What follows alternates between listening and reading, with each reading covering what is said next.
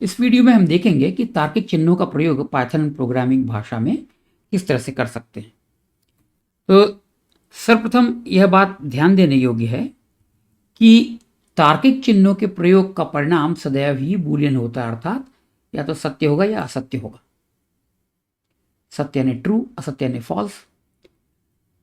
Python में ये 3 तार्किक ऑपरेटर्स हैं, चिन्ह हैं। तार्किक एंड के लिए AND, all lower case letters, ये याद रखें। तार्किक और के लिए OR, और तार्किक नॉट के लिए NOT। यहां पर केस का मिश्रण नहीं होगा कि पहला अक्षर कैपिटल है, बड़ा है और बाकी 2 अक्षर छोटे हैं, या सारे अक्षर बड़े हैं, ऐसा नहीं। सारे अक्षर इसमें स्मॉल केस में ही होंगे या छोटे होंगे, एंड और नॉट। अब देखते हैं सत्य तालिकाएं। यहां पर A एंड B, इसमें हम पाते हैं कि A एंड B सत्य तभी होगा जब A एवं B दोनों सत्य हों। और यह भी ध्यान रखें कि आंतरिक रूप से असत्य को 0 और सत्य को 1 से प्रदर्शित करते हैं। इसी तरह A और B, यह असत्य तभी होगा जब A और B दोनों असत्य हों, अन्यथा यह सत्य होगा। और अंत में यदि A असत्य है तो नॉट A सत्य होगा, और इसके विपरीत यदि A सत्य है तो नॉट A असत्य होगा। इन 3 तार्किक चिन्हों के प्रयोग से हम अन्य तर्क भी बना सकते हैं, लॉजिक्स भी बना सकते हैं, जो कि काफी प्रसिद्ध हैं। ये शब्द नहीं होंगे, जैसे A NAND B, तो उसके NAND कोई शब्द नहीं होगा, लेकिन उसके स्थान पर हमें यह लिखना होगा। इसी तरह A NOR B यदि बनाना है तो उसकी जगह हमें यह लिखना होगा। A XOR B, उसके स्थान पर हमें यह लिखना होगा। इसी तरह से A XNOR B के लिए हमें यह लिखना होगा। ठीक है, हमें यह लिखना होगा। अब हम यह पाते हैं कि NAND में A NAND B तभी असत्य होगा जब A और B दोनों सत्य होंगे। इसी तरह से A NOR B तभी सत्य होगा जब A और B दोनों असत्य होंगे। इसी तरह से A XOR B तभी सत्य होगा जब A और B भिन्न होंगे, अर्थात यदि A असत्य है और B सत्य है तो A XOR B सत्य होगा। यदि A सत्य है, B असत्य है तो A XOR B सत्य होगा, अन्यथा असत्य होगा। इसी तरह से A XNOR B सत्य तभी होगा जब A और B समान होंगे, अर्थात यदि A असत्य है तो B को भी असत्य होना होगा, तभी XNOR सत्य होगा।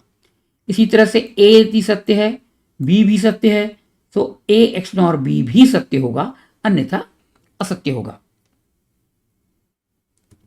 मैंने एक छोटी सी स्क्रिप्ट लिखी हुई है इसका प्रदर्शन करने के लिए।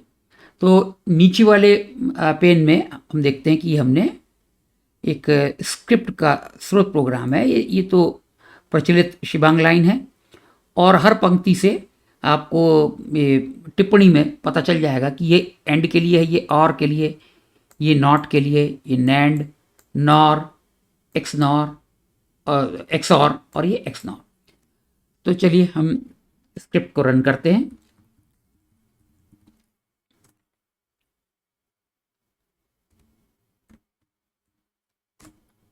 यह आउटपुट आया, ये देखिए।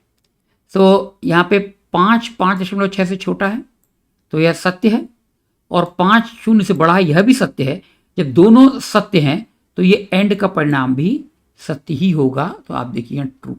यहाँ पे भी ये ध्यान दीजिए कि यहाँ पर ये ट्रू या फॉल्स जो प्रिंट कर रहा है, इसमें पहला अक्षर बड़ा है यानी अपर केस लेटर है, और बाकी 3 अक्षर छोटे हैं। इसमें भी अक्षरों के केस का मिश्रण नहीं होता है। सारे छोटे अक्षर ट्रू या फॉल्स, या सारे बड़े अक्षर ट्रू या फॉल्स होंगे, ऐसा नहीं है। पहला अक्षर अपर केस लेटर होगा, बाकी तीनों अक्षर छोटे होंगे, चाहे ट्रू हो चाहे फॉल्स हो। अब यहाँ देखिए 5.6 से छोटा है, और -5 0 से छोटा है लेकिन ये असत्य है, लेकिन चूंकि यह और ऑपरेटर है इसलिए, और चिन्ह है इसलिए दोनों में से एक भी यदि सत्य होगा तो और का परिणाम सत्य ही होगा। देख लीजिए इधर, ये ट्रू है। इसी तरह से 5.6 से छोटा है, यह कथन सत्य है, लेकिन सत्य का नॉट क्या होगा? असत्य, तो यह असत्य होगा। यहां पर ये असत्य आ गया। इसी तरह से नैंड 5.6 से छोटा है, यह सत्य है, और 5 शून्य से बड़ा यह भी सत्य है। जब दोनों सत्य हैं तो इनका एंड भी सत्य होगा, लेकिन अंत में इसका नॉट परिणाम क्या देगा? असत्य। ये देख लीजिए। इसी तरह से नॉर का परिणाम भी असत्य आया। एक्स और ये दोनों भिन्न है, इसलिए इसका परिणाम भी असत्य ही आया। और अंत में ये एक्स नॉर, इसका परिणाम चूंकि सत्य है तो ये यहां प्रिंट कर दिया इसने ट्रू। अब यदि हम चाहें कि हम सी और सी प्लस प्लस भाषाओं की तरह सत्य के स्थान पर, ट्रू के स्थान पर 1 और फॉल्स या असत्य के स्थान पर 0 प्रिंट करें, तो हमें यह करना होगा INT इंट में कन्वर्ट कर दें। इंट में हम परिवर्तन कर दें जो भी परिणाम है। तो यह कथन देखिए पूरा एंड का ही है, एंड को ही हमने फिर से लिख दिया, पुनः लिख दिया, लेकिन हम इसका परिणाम संख्या के रूप में चाहते हैं। तो ये देखिए यहां पर इसका परिणाम ट्रू यानी 1 यह प्रिंट हो गया। तो इस तरह हम देखते हैं कि हम किस तरह से तार्किक चिन्हों का प्रयोग पाइथन प्रोग्रामिंग भाषा में कर सकते हैं। इस वीडियो में बस इतना ही। धन्यवाद।